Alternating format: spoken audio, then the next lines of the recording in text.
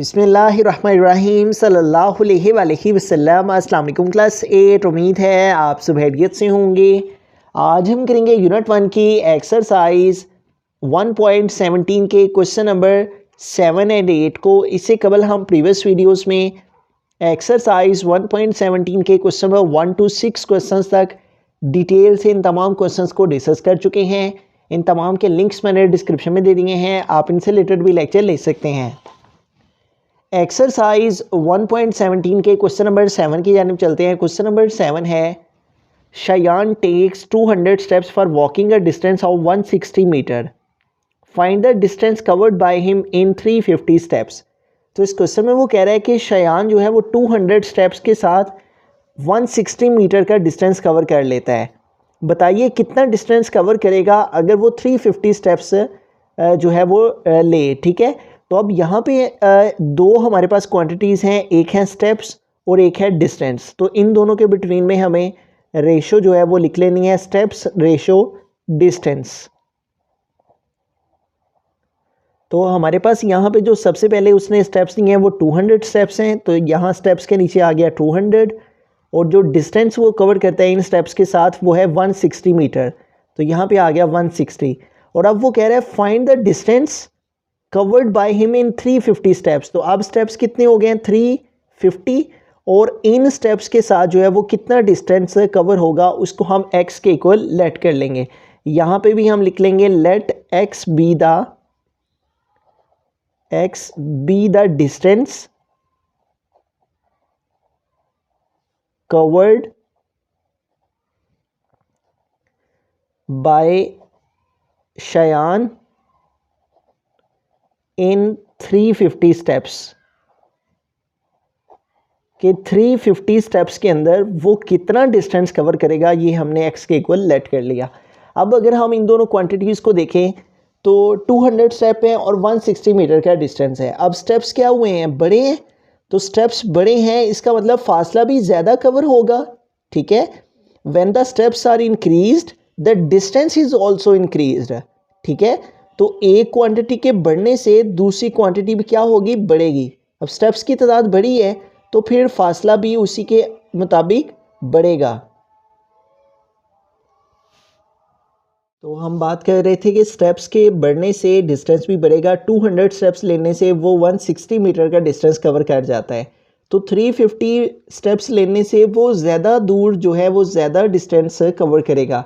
तो स्टेप्स की तादाद बड़ी है तो डिस्टेंस भी बढ़ेगा। तो हमने पढ़ रखा है कि अगर एक क्वांटिटी के बढ़ने से दूसरी क्वांटिटी भी बढ़े, एक क्वांटिटी के इंक्रीज होने से दूसरी क्वांटिटी भी इंक्रीज हो, तो इसे कहते हैं direct proportion.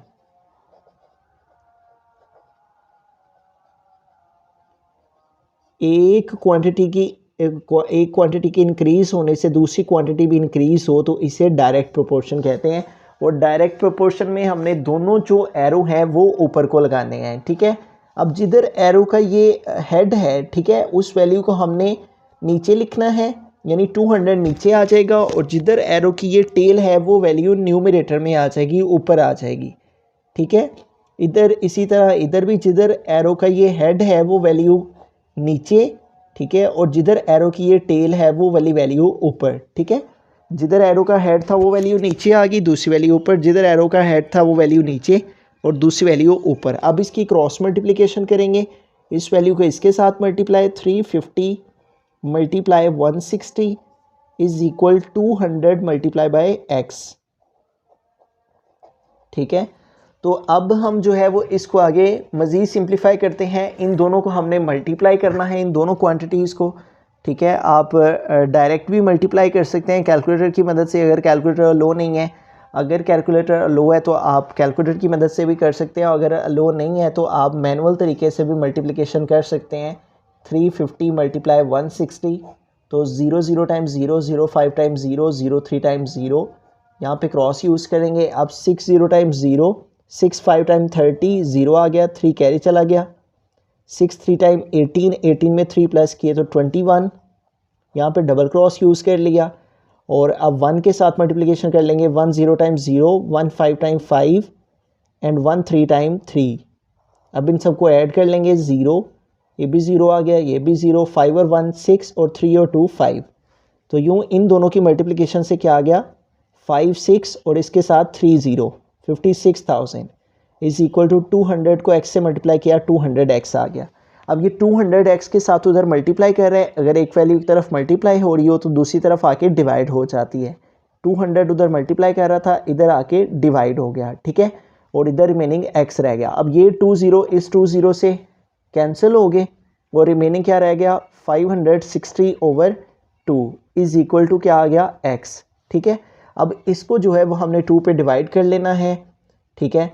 560 divided by 2, 2 2 time 4, 5 में से 4 माइनस किया 1, 6 को ड्रॉप कर लिया तो 2 8 टाइम 16 और यूँ ये 0 हम इधर लगा लेंगे, ये 0 इधर और इधर, तो इस तरह से 280 आ जाएगा। 2 1 ज़ा 2 और 280 टाइम 560, ठीक है।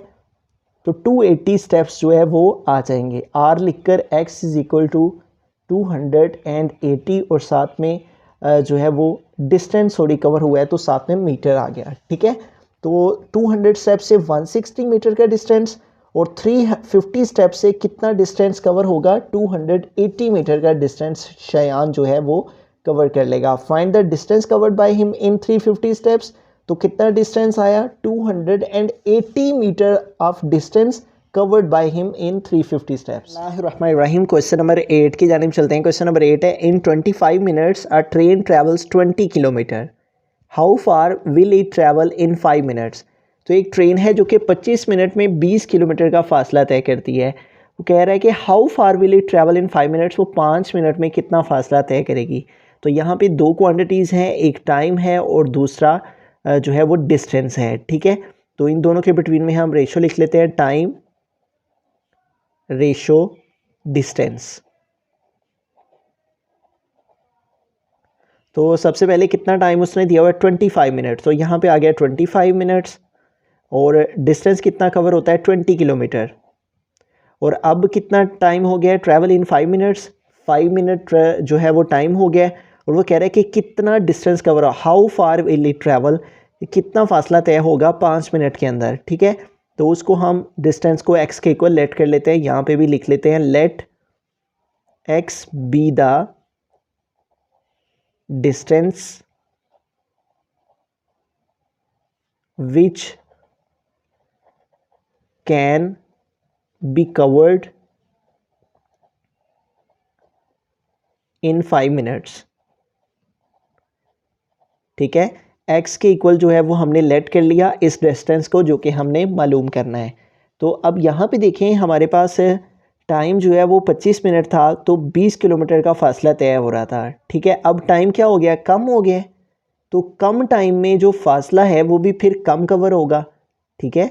यानी अगर हम 25 मिनट में 20 किलोमीटर दूर पहुँच रहे हैं तो फिर अब टाइम जो है वो कम हो गया है तो हम फासला भी उसके हिसाब से कम हो जाएगा। तो टाइम के कम होने से जो डिस्टेंस है वो भी कम कवर होगा, ठीक है। When the time is decreased then the distance is also decreased, ठीक है।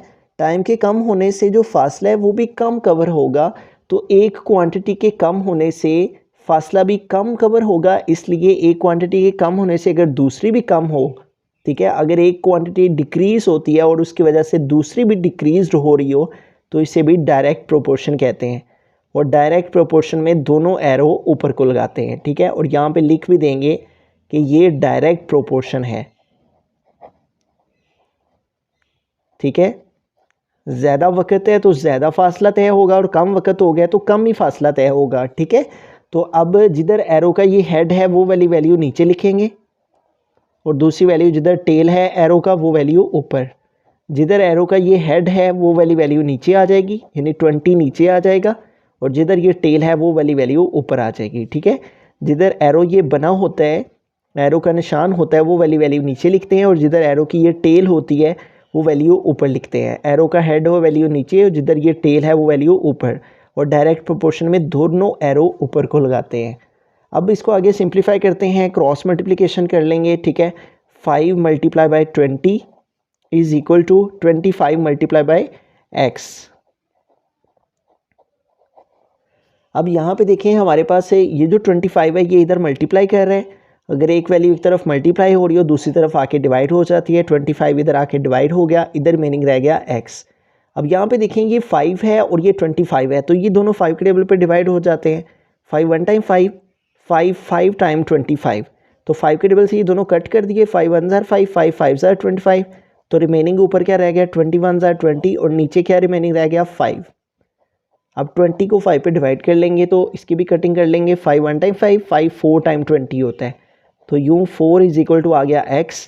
r लिखकर x को इधर लिख लेंगे, 4 को इधर, तो इट मीन्स के 5 मिनट में सिर्फ 4 किलोमीटर का फासला ही तय हो पाएगा। ठीक है, 25 मिनट में 20 किलोमीटर, तो टाइम कम हुआ है तो फासला भी 20 किलोमीटर से कहाँ पे आ गया 4 किलोमीटर के आ गया। 5 मिनट के अंदर ट्रेन सिर्फ 4 किलोमीटर का ही फासला तय करेगी। ठीक है, एक क्वांटिटी के कम होने से डिस्टेंस भी कम हुआ, तो इसे डायरेक्ट प्रोपोर्शन कहा और दोनों एरो ऊपर को लगाए, तो हम जिधर एरो का हेड था वो वैल्यू नीचे, जिधर एरो का हेड था वो वैल्यू नीचे। क्रॉस मल्टीप्लिकेशन के बाद हमारे पास x इक्वल आ गया 4 किलोमीटर के। तो मज़ीद इस तरह के लेक्चर्स के लिए आप हमारे इस चैनल को ज़रूर सब्सक्राइब कीजिए एज अ यूट्यूबर।